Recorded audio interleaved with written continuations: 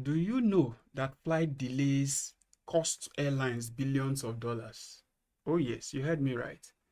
Billions of dollars, and also frustrates millions of passengers every year. So I curiously took a deep dive into a data that consists of over 5.8 million flight records.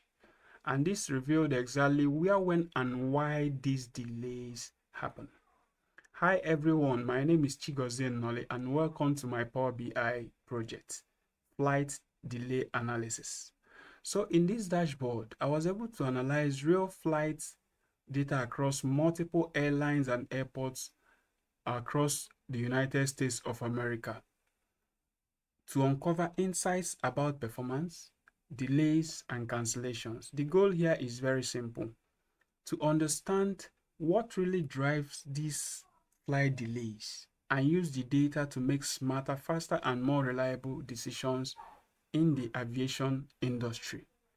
So let's walk through the reports in a very brief manner because I'm racing against time here, so it will be a kind of brief tour.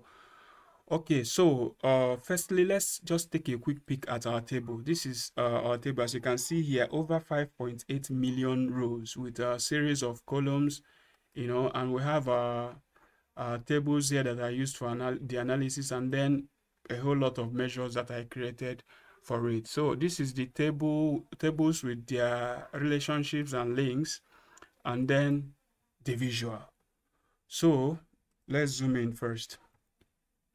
Okay, here, as you can see, the report span through some tables, some pages rather, which includes the summary page, which is this overview page that we are in right here, and then courses and the composition page, airline performance, airline details. Actually, this airline details is a drill through page for this airline performance. We'll get to it in a minute.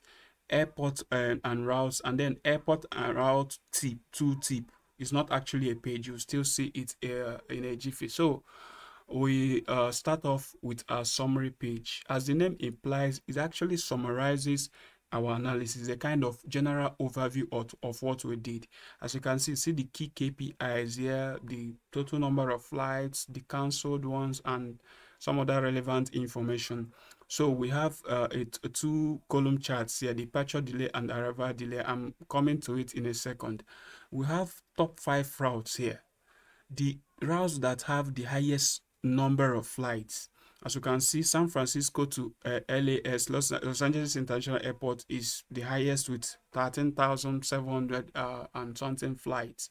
So we have 3 slicers here to filter out our data uh, in any granularity that we want it, maybe in monthly base, airport, and airline. So departure delay, let's come to the columns. If you see, they are demarcated in delay ranges. Negative ones means the ones that left earlier than the designated time, which is designated time is 0. So if you see negative number, that means they even left earlier than expected. The same goes for arrival delay too, but let's finish with this. So like this particular bucket that is less than 30 minus 30 minutes, that means uh, those that left the airport are even more than 30 minutes ahead of the time. Then positive is later than the time. So 16 minutes later than the time, that means an hour later than the time. And as you can see, the bucket that has the most number of flights is this one between minus 30 and 0 minutes. So that goes for arrival delay too. So we'll quickly go to the next page because of time. Causes and decomposition. So here literally is the why of this analysis.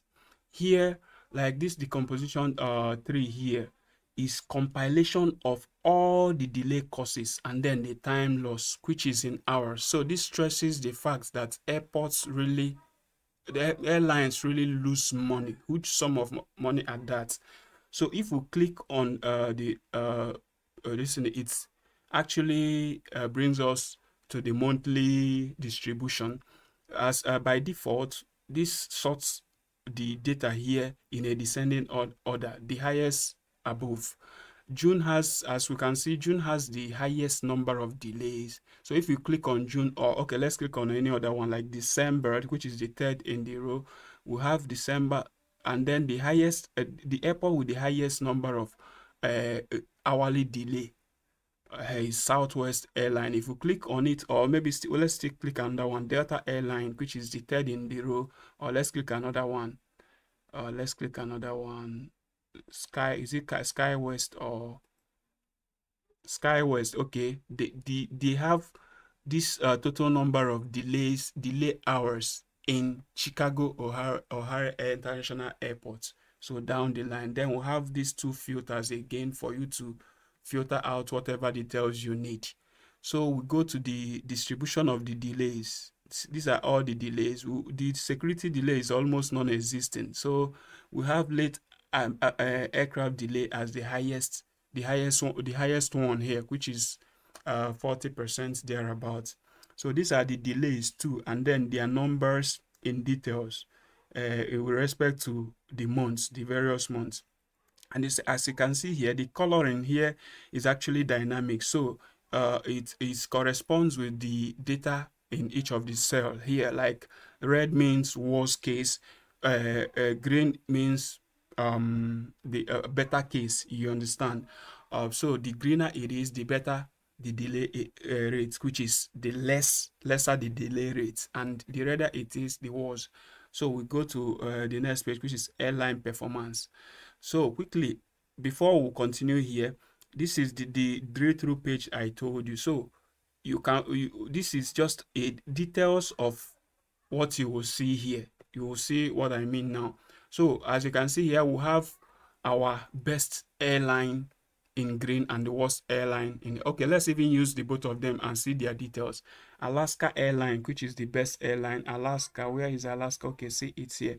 As you can see immediately, they have even a negative delay rate, which means they are always on time.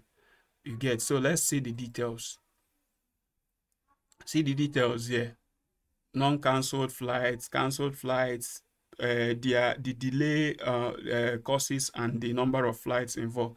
See the trend, their delay trend for the year here.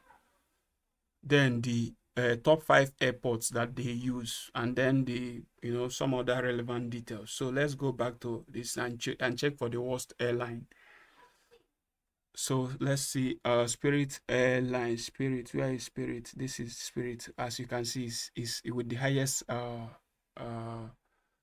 for delay rate. Okay, let's check it. As you can see their own trend is more of delays, more of positives than negative. I don't think there is even a negative delay rate here, which means they always have delays. Okay, so let's go back to, okay, I think we are done with this page. So let's quickly go to, okay, we have a table visual again with the dynamism of coloring, which green means better and red means worse. So here, take note of this delay per mile, which is uh, if you divide average arrival delay time by the distance traveled, that gives you, it's just for more granularity into the data. So this is the chart that shows it better. So remember this chart, see the bubble size here shows the number of non-cancelled flights. So the bigger, the higher the number. So this is the delay average arrival delay against delay per mile in seconds. So if you hover on one this thing, you will see this one has delay per mile of 1 second and arrival delay of 11 minutes, and then some other relevant details. So you can see for January it's interactive. For February, you can even play it, and then it interactively plays it across the months and and all that. So let's go to the next page, which is the last one, airport and routes. So here is basically we are seeing the airports for where they are in the map, and then the legend once again. In this case, the greener the color, the better the delay rate, and then red is worse, which is higher.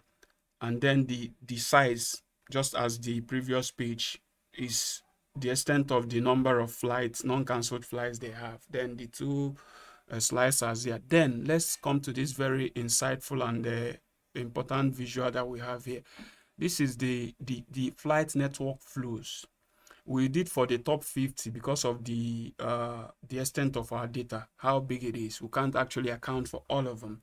So here, if you click, very interesting, if you click on any airport, or if you hover even, you will see the airports that they deal with more frequent than others. Let's click on this Los Angeles International Airport. As you can see, they are even because the bigger the size of this rectangle here, or this shape here, the bigger is it interactions they do with other airports, the number of flights and all that, their transactions, you get. So as you can see here, LAS to San Francisco, which is, if you remember in our first page, the route with the highest transactions, flights, this is it here. As you can see, is actually literally the biggest with 13,000 flights. So this and other airports, see the routes. Each one you click, it shows you from which airport. No, let's click on it. From which airport to which airport, and then the number of flights involved. So if you click on any other one, it brings out that particular one, and then it shows you the place on the map. So very important and interactive. So I think that settles it. I think we are. Is there any other thing? Okay, we are done here. The next page is not actually it's not actually a page, is a tooltip. It's literally this black tooltip that you are seeing here that is there. So we are done with the data here. Here you can filter for a particular airport that you want to see. Let's say Adak Airport. It brings the airports here on the map and shows you the extent of the details you need to know on the tooltip as you hover around it. So that ends our talk. Thank you so much for your time.